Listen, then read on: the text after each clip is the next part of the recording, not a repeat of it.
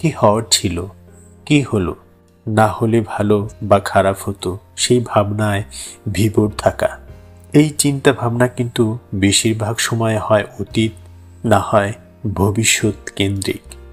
যেমন ধরুন, আপনি কি করলে পরীক্ষায় আরেকটু ভালো করতেন, কি হলে আপনি আগামী 5 বছর ভালো স্থানে থাকতে পারতেন, কেমন থাকলে আপনার প্রিয় মানুষটিকে আপনার হারাতে হতো না।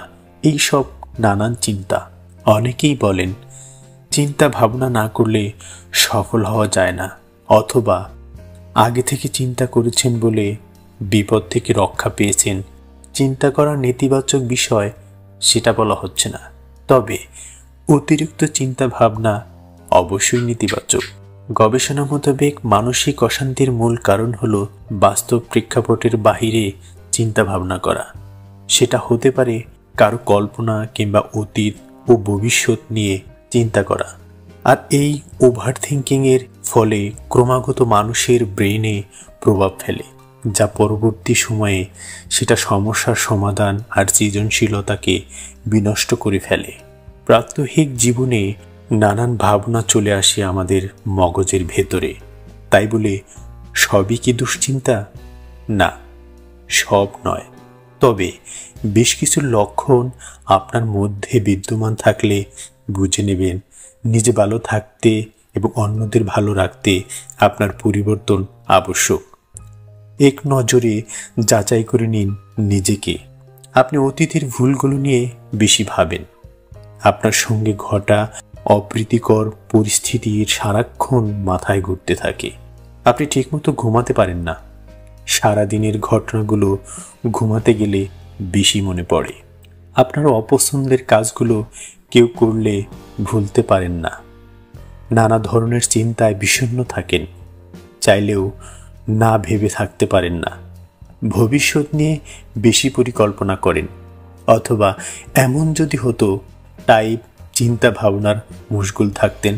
মানুষ ভাববে, কি মনে করবে, এই নিয়ে টেনশনে থাকেন সারাক্ষণ। কারোর সঙ্গে কথা বলার পরে চিন্তা করেন কি বলা উচিত ছিল, কি উচিত হয়নি আমার।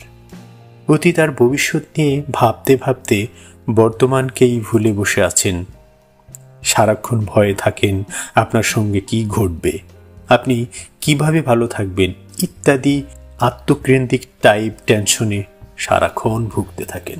একই পয়েন্টগুলোর বেশিরভাগই যদি আপনার সঙ্গে মিলে যায়, তাহলে নিঃসন্দেহে আপনি একজন ওভার থিঙ্কিকার বা দুশ্চিন্তাগ্রস্ত। আপনি নিজেই জানেন না কিভাবে আপনি নিজেই নিজের ক্ষতি করছেন। আপনি জানেন না বেশি বেশি চিন্তা করে আপনি নিজের স্কিলগুলোতে শান দেওয়ার বিপরীতে দুর্বল করে ফেলছেন। এরকম চলতে থাকলে আপনি একসময় আপনার জীবনের স্বাভাবিক ছন্দ হারিয়ে ফেলবেন। শুধু কি তাই, আপনার সবল মস্তিষ্ক ধীরে ধীরে কাজ করার ক্ষমতাটাই চিরতরে হারিয়ে ফেলতে পারে। ভয়ঙ্কর হলেও সত্যি, আপনি মানসিক বেকারগ্রস্ত হয়ে পড়তে পারেন আপনার অজান্তে। মানসিক স্বাস্থ্য সম্পর্কে সচেতনতা আমাদের দেশের প্রেক্ষাপটে খুবই কম। আমাদের আরও বেশি বোঝাপড়া তৈরি করা উচিত এবং এই বিষয়ে আরও অনেক আলোচনা করা উচিত। দুর্ভাগ্যবশত আমরা প্রায়ই এটিকে এড়িয়ে চলছি। উন্নত দেশগুলিতে যারা এই সমস্যাগুলির সাথে লড়াই করছেন, তাদের জন্য প্রথমে এগুলো থেকে বেরিয়ে আসার উপায় রয়েছে। অনেক মানুষ, এমনকি একজন সাইকিয়াট্রিস্ট এবং সাইকোথেরাপিস্টের মধ্যে পার্থক্য জানে না। তাহলে ওভার থিঙ্কিং থেকে রেহাই পাওয়ার উপায় কি? মনে রাখবেন, অতিরিক্ত চিন্তা করে সমস্যা সৃষ্টি যেহেতু আপনিই করেছেন, তাহলে সমাধানও আপনারই খুঁজে বের করতে হবে। অতিমাত্রায় উদ্বিগ্ন থাকার ফলে অনেকেই বাস্তবতার সঙ্গে যোগাযোগ হারিয়ে ফেলতে পারেন। তখন ঔষধের প্রয়োজন, কারণ তাদের মস্তিষ্কের রাসায়নিক বা নিউরোট্রান্সমিটার ভারসাম্যহীন। এই দীর্ঘ সময়ের জন্য অবহেলা করলে বড় ক্ষতির আশঙ্কাই থেকে যায়। তাই আপনি যদি বুঝতে পারেন আপনি বেশি চিন্তা করেছেন, তাহলে শুরুতেই কালক্ষেপণ না করে নিজের কাজগুলো ধীরে ধীরে অনুসরণ করার চেষ্টা করুন। এই ক্ষেত্রে পজিটিভ থাকুন, নেগেটিভ চিন্তাভাবনা থেকে নিজেকে দূরে রাখুন। সব ভাবনার এক ভাবনা নেতিবাচকতা। যত বেশি নেতিবাচক বিষয় থেকে নিজেকে দূরে রাখবেন, তত বেশি মানসিক প্রশান্তি লাভ করবেন। আপনার দৈনন্দিন জীবনে যেসব বিষয় আপনার ভালো থাকার পথে বাধা দিচ্ছে, সেই সব বিষয় ছেঁটে ফেলুন রুটিন থেকে। মনে রাখবেন, জীবন আপনার, ভালো থাকার দায়িত্ব কিন্তু আপনার নিজের। কষ্টের স্মৃতি পেছনে রাখুন, আনন্দে ভালো থাকুন। সবাই জীবনের কিছু না কিছু খারাপ লাগা দিক থাকে, কিন্তু পরিস্থিতি থাকে যেগুলো আসলে ভুলে থাকা সম্ভবই নয়। তাই বলে কষ্ট মনে ভরাক্রান্ত হয়ে পেছনে পড়ে থাকবেন, নাকি পরিস্থিতির সঙ্গে খাপ খাইয়ে ভালো থাকার চেষ্টা করবেন, সেই সিদ্ধান্ত কিন্তু অবশ্যই আপনার। ভুলে যাবেন না, কষ্টের স্মৃতিগুলো আপনি বদলাতে পারবেন না, কিন্তু চাইলে আনন্দের মুহূর্তগুলোকে উপভোগ করে জীবনকে এক ধাপ এগিয়ে থাকতে পারবেন আপনি। আগামীকাল কি করবেন সব কিছু ভেবে রাখুন ঘুমানোর আগেই। এক্ষেত্রে ফোনে রিমাইন্ডার সেট করে রাখতে পারেন, কিংবা আপনার প্রিয় ডায়েরিতে ঢুকে রাখতে পারেন। রুটিন অনুযায়ী কাজ করার অভ্যেস না থাকলে অভ্যাস করে ফেলুন। আপনার ব্যক্তি জীবন তো বটেই, একাডেমি ও প্রফেশনাল জীবনেও বেশ কাজে দেবে। কোনো কাজ করার আগে কখনো পরিপূর্ণতা নিয়ে দুশ্চিন্তা করা উচিত নয়।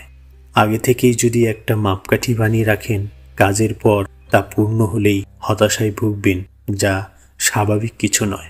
কিন্তু আপনি যদি পরিপূর্ণতাকে এত বেশি মূল্য না দিতেন, তাহলে নিজের মতো করে বা পরিস্থিতি অনুযায়ী কাজটি নিশ্চিন্ত করতে পারতেন। আর কাজ শেষে হতাশার নিমজ্জিত না থেকে সন্তুষ্টি হাসি হাসতে পারতেন। জীবনের বেশিরভাগ সময় আগামী নিয়ে ভাবনায় থাকি অনেকেই। পরীক্ষার প্রস্তুতি কিভাবে নেবেন সে চিন্তা করতে গিয়ে প্রস্তুতি নিতেই দেরি করে ফেলেন অনেকেই। তাদের বলছি, এত বেশি যদি ভবিষ্যৎ নিয়ে মুখর থাকেন, বর্তমান কাজটা করবেন কখন? জীবনে বাঁচতে চাইলে প্রথমেই দরকার পর্যাপ্ত ঘুম। সারাদিনের কর্মব্যস্ততায় নিজেকে স্থির রাখতে হলে রাতে ঘুমাতে হবে ঠিক সময়ে।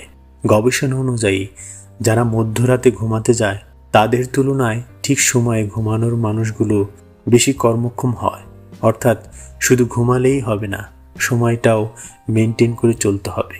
সেই সঙ্গে উদ্বিগ্নতা, বিষণ্ণতা ও অধিক চিন্তা ভাবনার অভ্যাস পরিহার করার চেষ্টা করতে হবে। তবেই ভালো থাকবে আপনার মস্তিষ্ক, ভালো থাকবেন আপনি।